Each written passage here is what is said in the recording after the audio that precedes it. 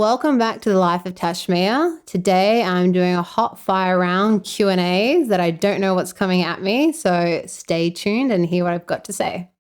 How old were you when you explored Kink for the first time? I was quite young. It would have probably been with my very first long-term boyfriend, who I started dating when I was 15, and then around 16 we started sexually exploring more. And I don't know why, but we just one night, I remember he suggested we lube each other up with body oil, and we just started like body oil sliding all over each other, which, kink is just non-normative sexual practices. So that was a bit of kink play that we introduced into the relationship. And I just remember he put down this, one of the blow up inflatable beds. He didn't blow it up, but he just put it over the bed so that we wouldn't stain all the sheets, because we're at his parents' house, but they weren't there. I think they might have been out for the night. So I guess that probably my memory is the very first thing we did. And also we did, which probably a lot of young people would do, car sex, outside of the front of my parents' house. Just for some reason, we could have actually done it in the house, but he was leaving, I think, and we just got in the moment. So I guess that's a bit voyeuristic of us. And then I think we also did a bit of exploration with a bit of spanking at times for a little bit of impact play. So I was lucky because my first serious relationship, I was with him for, I think, about 3 years. And it was such a beautiful relationship. I was very lucky that was my introduction into dating and relationships, because there was a lot of trust. So yeah, I guess, I was my late teens. How do you separate your personal desires from work? It's a good question. It's interesting because sometimes I think I have structured my kink life sometimes to be quite separate from my professional one, as in, I've always been quite into group, my biggest kink would be group play, like threesomes. As I've said before, I used to run sex parties, swinger clubs I've been to. And actually in some of those scenarios, there have been bits of BDSM play within those. But within the actual power dynamic role play, as in me taking on a dominant role, generally in my personal life, I don't do that. The only time I have done it or do it is actually with female partners. And there's probably some psycho reason that I could explore there why it's generally been mostly with females, especially considering that most of my clients in work are males. So maybe it's still, for me, it takes me out of that work mind frame. So maybe that's how I've made a delineation, is by the change of activities that I do in my personal life versus what I do in my professional life. Not saying that I'm not adverse to it or bringing it in, but I guess it's really place and people dependent. Who I'm with makes a big difference. If you've engaged me as Mrs. Tashmia, you haven't engaged me as who I am in my personal life. So that is a very clear boundary around who, and when I say people, I mean myself included, who's actually turning up to that session. Is Tash turning up? Who's actually going to be there? And place dependent, place being the session. I have played socially in my studios in the past, and I have a bit of mixed feelings about that, to be honest. Sometimes it can feel like, am I at work? But that's really a bit of a mind shift. I do actually prefer not to play at work, even though I have a zillion and one toys there. So it makes it easier. But now I obviously I have home toys, but sometimes there's massive pieces of equipment that you can't take home as well. But yeah, so I think the biggest things for me has been the activities that I do, or I engage in at least. The person that turns up, whether that's Tash or me, and the space, I guess. The space is really how I curate that space, even if it is physically the same space, but is it curated from a work persona or is it created for more of me and my personal life? Are there any kink related things you'd like to try but haven't tried yet? So I've always had a bit of a kink list. My last one on the kink list that I wanted to do and I ticked off was DP. So double penetration with two guys. So one vaginally, one anally at the same time. I'd always been really turned on by it, but I was like, oh, I don't know if I'll be able to do it. And it was actually a really interesting experience. It was with my husband and another male that we knew. And I think it seemed so almost clinical to get into because you've got to time it right and someone's got to go on first and you've got to get the right position and then you've got to like both move at certain times. So at the end, I kind of felt like that was so clinical. It was so not kinky in my head how it worked out. So that was probably the last one on my list. I have got a new recent addition, which is I'm wanting to step into my submissive side with my husband. I have generally, obviously in my professional life, I am only dominant. And while I'd say in my personal life, I'm neither sub nor dom, I don't identify on either ends of the spectrum really. I have played around with both in my personal life, but I don't identify that as an ongoing thing or something I feel very strongly rooted in. And I have explored, and I do feel in submissive roles with my husband in the past, and that I do let him, take leads and take the charge and direct and things, but I haven't fully surrendered as a submissive ever to anyone that I've ever played with. And I think I had to really examine why that was. And while I would have tried activities as a submissive, because as a dom you need to try things to understand what the other person's feeling, it's a mental game. So yes, I can lie there and take something or take a spank or whatever activity I was doing, but if my headspace is not taking it from a submissive place, I'm not really being submissive. So I think that's something that is on my list, and it's something that me and my husband are coming up to our first year wedding anniversary. So that's something that I want to take on. We're going away for a couple of days. So that's something I want to take to that, and really looked at the fact that what is holding me back from being submissive. And things that came up for me was, I'm very used to being in control. I'm very used to being the director, being the leader, being the facilitator because of my job, I think, and because I spend a lot of time in that space. But it is so powerful to be able to be vulnerable and submit. So maybe there's a level of vulnerability that I haven't tapped into yet. But I'm someone that's very aware.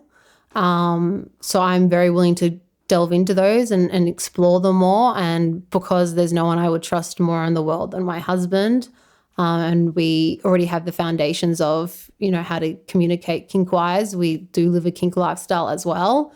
We already have all the skills that we need to be able to go into that. And I think also there is part of me, which probably is linked to the control, is because I know how to do it via dominant, because it's my professional career and I know it to a high level, more than most people would probably know it. I also want the person I'm doing with to know what the fuck they're doing. So I can get a bit like, you've got to plan the scene, you've got to do this, which is me then going into the dominant. So I think that has probably hindered me because I know what it is and what to do. It then leads me to kind of try and take control of it. So I think it'll be very interesting stepping into this next part. I think being a submissive is such a powerful thing, and that's why I have so much respect for my clients that I see, because there's a lot of work and transformation and a lot of healing that can happen when you allow yourself to get to that space. Would you try something with another dom, knowing that they know what they're doing? Yes, and to be honest, I just remembered, but I don't believe this is a truly submissive thing. I believe this comes from more fantasy. I have been with a daddy dom. So I had I do like age play. So like stepdad, stepdaughter kind of thing, stepmom, stepdaughter, stepson, whatever it is, anything like that you'll find in my search terms. So I was like, I want to live this out, because if I get an idea of something I want to try, I will just make it happen. Like I will try it. He did classify himself as a daddy dom. And so we met, anyone I play with, I will meet outside of a play situation first, because for me, I need to vibe with them and connect with them. And I don't want to be in a situation where I can't feel like I can get out of something. We met, had a really nice chat. He was lovely. We talked about it, what was going to happen.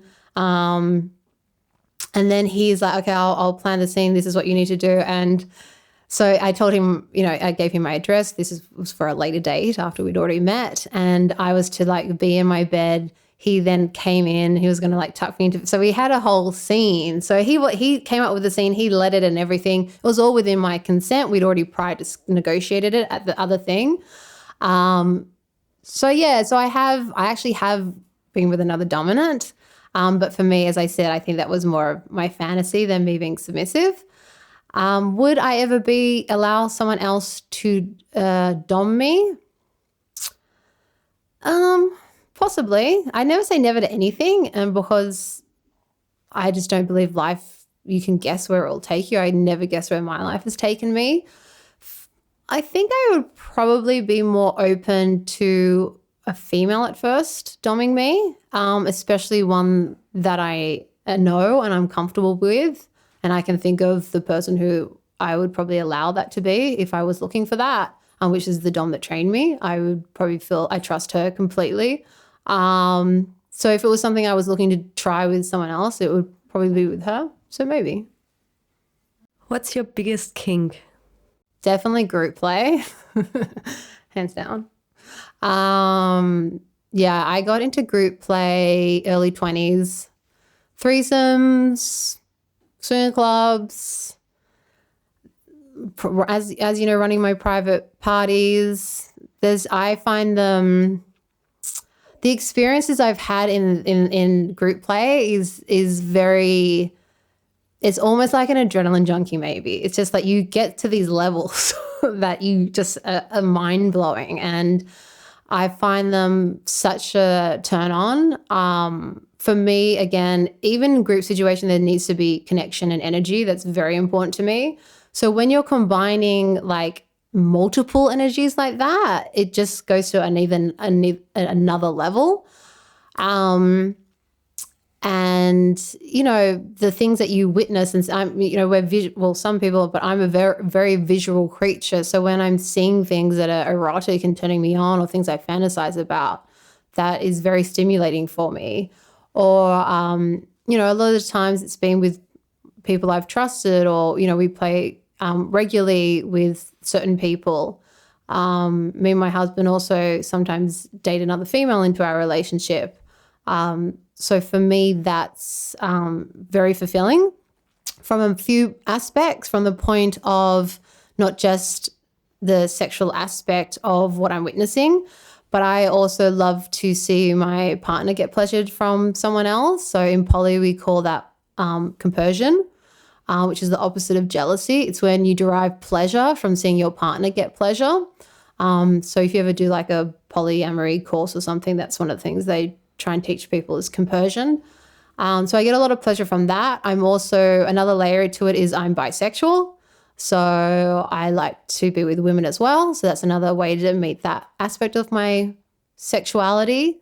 And as I said, because there's three people in the room who are energetically connecting and vibing off each other, it's a different experience, and it can also bring you and your partner closer together, which I think a lot of people sometimes are surprised by bringing people into your relationship brings you closer.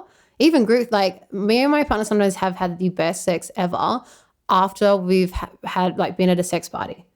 So like, and we've been like going at it all night with people, and then everyone will leave and it'll be just us, and then we'll be talking about stuff, and then we'll have this really like intimate, passionate love making afterwards because we feel so close to each other. If you could have a kink superpower, what would it be? I don't know, maybe the ability to come up with the most incredible scenes because as a professional, you have to obviously create like lots of scenes, especially, you know, if you're seeing regulars, you want to keep things fresh and new. And so if I had a superpower that I could just like quickly think of new scenes all the time instead of having to sit there sometimes for like hours and be like, okay, what can I do to make this like just the next level? But so maybe that would be cool, just to like have an endless list of like the most amazing types of scenes that you could do. If you could change one thing about the world, what would it be?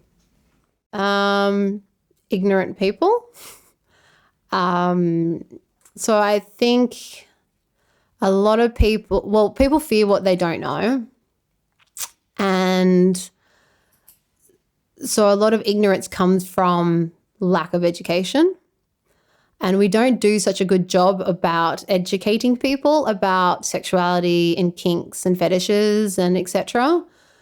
So there is part of me that can understand it. It doesn't mean that I like it. But I wish that we would educate people better in the realms of our bodies, in the realms of pleasure, in the realms of kink, sexuality, all those things. So yeah, probably trying to wipe out ignorance in this world. And you can take that beyond kink, obviously, but keeping it in a kink context. You know, when people are offended by what I do or get angry at what I do or something I do, I really view that as their problem and not mine. And it's coming generally from either their own issues internally. Sometimes you can just see this person has so much trauma and I feel very sorry for them. And sometimes it's pure ignorance and they need an education. And in the past, I've been all too happy to provide that education to those people. I've taken a little bit of a different route now, where I will just kind of like feel sorry for them and send them love and just realize that it's more about them than it is about me. So that was it. Let me know what you thought about my answers. Also, maybe shoot me what your answers might be. And as always, stay kinky.